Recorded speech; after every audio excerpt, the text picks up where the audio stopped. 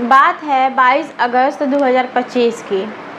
एक जिला स्तरीय मीटिंग चल रही होती है डीएम ऑफिस में। जिला स्तरीय सारे पदाधिकारी एक साथ बैठे हुए हैं और अचानक से एक आदमी रोते हुए अपने नवजात बच्चे के 100 को एक झोला में भरकर डीएम ऑफिस में पहुंच जाता है और कहता है कि सर मेरे बच्चे को जिंदा कर दो। अब मैं अपनी बीवी को क्या जवाब दूंगा, मैं अपनी पत्नी से क्या कहूँगा कि हमारा बच्चा कहाँ गया, क्योंकि मैंने उससे वादा किया हुआ था कि मैं उसके बच्चे को ला कर दूँगा। ये सब सुनकर वहाँ मौजूद जितने भी अधिकारी होते हैं भावुक हो जाते हैं और कितने के तो आंखों में आंसू आ जाती है। हेलो फ्रेंड्स, मैं गुलनाज परवीन आप सभी का स्वागत करती हूँ आप सभी के अपने यूट्यूब चैनल लर्निंग ऑप्शन में। आज मैं आप सभी के सामने एक ऐसी कहानी लेकर आई हूँ जिसे सुनकर आपके और मेरे जैसे आम इंसान की आंखों में आंसू आ जाएंगे। बात है यूपी के लखीमपुर जिला के थाना क्षेत्र भीरा की। थाना क्षेत्र भीरा के अंतर्गत एक गांव आता है नौसर जोगी। उस गांव में एक परिवार रहता है। उस परिवार में एक रूबी नाम की महिला है जो प्रेग्नेंट है और उनका टाइम पूरा हो चुका है। उनको दर्द महसूस होता है। रात में वो अपने पति विपिन गुप्ता के पास जाती हैं और कहती हैं कि मुझे काफ़ी दर्द हो रहा है जो असहनीय है। पति बात को सुनता है और कहता है इसमें परेशानी की कोई बात नहीं है, हम अभी अस्पताल चलते हैं। अस्पताल जाने के बाद वो अपने जो गांव है उसके पास के अस्पताल जिसका नाम है प्राथमिक केंद्र बिजुआ, ठीक है, वहाँ पे जाता है। तो वहाँ पे डॉक्टर कहते हैं दर्द तो भले आपकी पत्नी को हुआ है लेकिन अभी टाइम नहीं हुआ है कि डिलीवरी हो सके। अभी डिलीवरी में काफ़ी टाइम है। ऐसा कीजिए आप इनको जिला अस्पताल लेके जाइए और उनको जो है लखीमपुर जिला अस्पताल रेफ़र कर दिया जाता है। वहाँ पर जाने के बाद विपिन अपनी पत्नी को भर्ती करा देते हैं और इंतज़ार करते हैं कि उनकी परेशानी कम हो। लेकिन काफ़ी इंतज़ार के बाद इलाज तो चल रहा होता है लेकिन उनकी परेशानी कम नहीं होती है और दर्द बढ़ते ही जाता है। ये देखकर रूबी की बहन, वहाँ की एक आशा होती है, उनसे कहती हैं कि दीदी देखिए परेशानी तो कम नहीं हो रही है, बढ़ते ही जा रही है, अब आप ही बताओ कि हमें क्या करना चाहिए। आशा कहती है कि ऐसा करो, आप पास का एक प्राइवेट हॉस्पिटल है वहाँ पे चली जाओ और वहाँ जाके मुझसे बात करा देना अगर किसी भी तरह की परेशानी होगी तो। यानी कि आशा एक प्राइवेट हॉस्पिटल में जाने का सलाह देती है रूबी की बहन को। उस हॉस्पिटल का नाम होता है गोलदार हॉस्पिटल। यानी कि आशा रूबी की बहन को, रूबी को लेकर एक गोलदार नाम का जो प्राइवेट हॉस्पिटल होता है वहाँ पर लेके जाने की सलाह देती है। परिवार सोचता है कि चलो लेके चलते हैं, शायद परेशानी कम हो जाए। वो परिवार जो विपिन गुप्ता है, अपनी पत्नी और जो भी आज साथ में जो महिलाएं होती हैं फैमिली की, उनको लेकर गोलदार हॉस्पिटल जाता है। वहाँ पर जाने पर डॉक्टर जो हैं कहते हैं कि देखिए परेशानी कुछ नहीं है, आपको 25,000 रुपया पेमेंट करना होगा। विपिन गुप्ता कहते हैं कि मेरे पास तो 25,000 रुपये नहीं हैं, हाँ मेरे पास 8,000 रुपये हैं जो कि मैं जमा करा देता हूँ, बाकी के पैसे मैं बाद में जमा करा दूँगा। डॉक्टर कहते हैं ठीक है, इलाज शुरू करो। इलाज शुरू हो जाता है, रूबी का इलाज शुरू हो जाता है। उसके बाद से 12 घंटे 14 घंटे बीतते हैं। लेकिन जब डॉक्टर को लगता है कि अब उनके जो रूबी देवी हैं उनका परिस्थिति सही नहीं हो पाता है, उनका पेन सही नहीं हो पाता है और उनको लगता है कि ये हमारे बस की बात नहीं है, इनको अब यहाँ से हटा दिया जाए। डॉक्टर जाके कहते हैं विपिन गुप्ता से कि आप इनको दूसरे अस्पताल में लेके जाइए, हमसे नहीं हो पाएगा, यह चीज़ें बहुत लेट हो चुकी हैं, जैसे भी हो बात करके ये करना चाहते हैं। विपिन गुप्ता कहते हैं जब आपको लगा था कि ये चीज़ें हमसे हैंडल नहीं हो पाएंगी तो आपको सबसे पहले ही इस बारे में बता देना चाहिए था कि हाँ हमसे ये चीज़ें नहीं हो पाएंगी।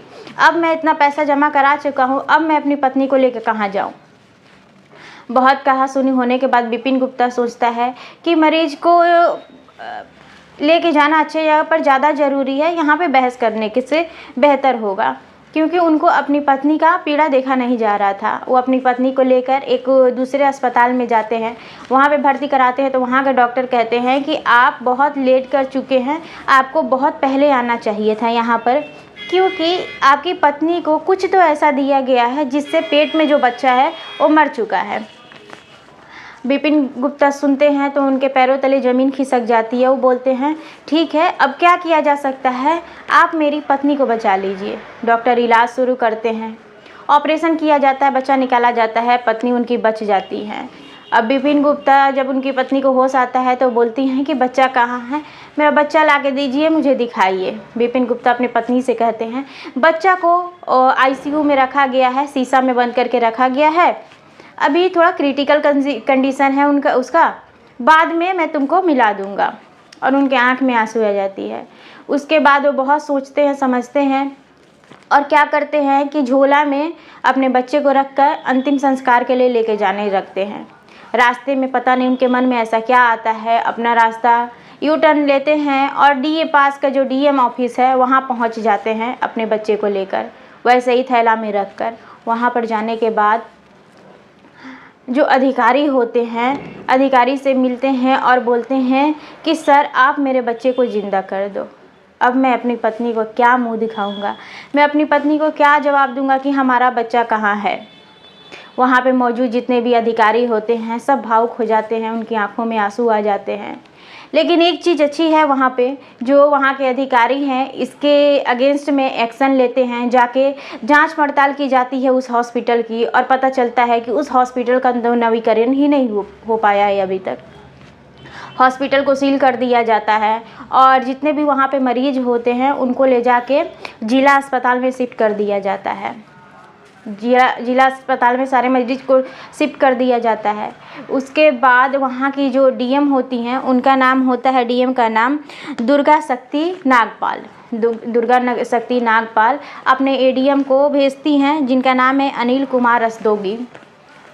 उनको भेजती हैं और कहती हैं कि आप जाके खुद इस मामले की जांच पड़ताल कीजिए। वहाँ पे एडीएम पहुँचते हैं और उनके द्वारा जो है विपिन गुप्ता जो है उनकी पत्नी रूबी का सारा खर्चा का इलाज अपने जिम्मे लिया जाता है और कहा जाता है कि जितना भी खर्चा आएगा उसकी जिम्मेदारी हम लेते हैं। कोई भी घटना होती है तो उसकी जिम्मेदारी हम लेते हैं। लेकिन घटना तो हो चुकी थी, अब जो चीज़ें हो चुकी थी वो लौट के आने वाली नहीं थी। लेकिन फिर भी आज ऐसा सिचुएशन नहीं है कि इस टाइप का सिचुएशन पहली बार आया हो। हाँ, विपिन गुप्ता के द्वारा एक्शन लिया गया।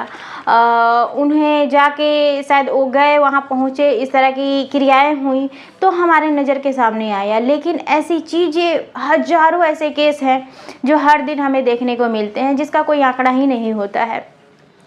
हमारे सरकारी अस्पताल में जो भी है, हमारे देश के सरकारी अस्पताल की हालत तो आप जानते ही हैं, वहाँ पर सिचुएशन, व्यवस्थाएं कैसी होती हैं।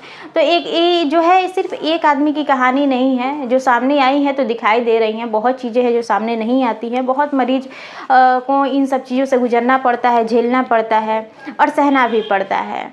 हर साल बजट में अस्पताल, स्वास्थ्य विभाग को लाखों करोड़ों रुपए दिए जाते हैं, लेकिन कहाँ जाते हैं पता नहीं चलता है। तो इस चीज़ की गहराई से देखी जाए तो सबसे ज़्यादा ये सब चीज़ें एक मिडिल क्लास फैमिली को ही झेलनी पड़ती है, गरीब परिवार को ही झेलनी पड़ती है। तो जातिवाद, धर्म से ऊपर उठकर हमें इन सब चीज़ों की मांग सरकार से करनी चाहिए। हमारा जो स्वास्थ्य विभाग है, जो चिकित्सा व्यवस्था है, उसको सही करना सरकार की सबसे बड़ी जिम्मेदारी होनी चाहिए। और बहुत बहुत काबिले तारीफ़ है डीएम साहिबा जिन्होंने इस सब चीज़ को लेके एक्शन लिया। अब देखिए, विपिन गुप्ता ने तो अपने बच्चे को खो दिया है, आगे की क्या कार्रवाई होती है। कार्रवाई जो हुई, हॉस्पिटल को सील कर दिया गया, लेकिन लाखों हॉस्पिटल आज भी उसी तरह से चल रहे हैं और मरीज वहाँ पे जाके परेशानी झेल रहे हैं। तो कुछ कहा नहीं जा सकता। Thank you so much.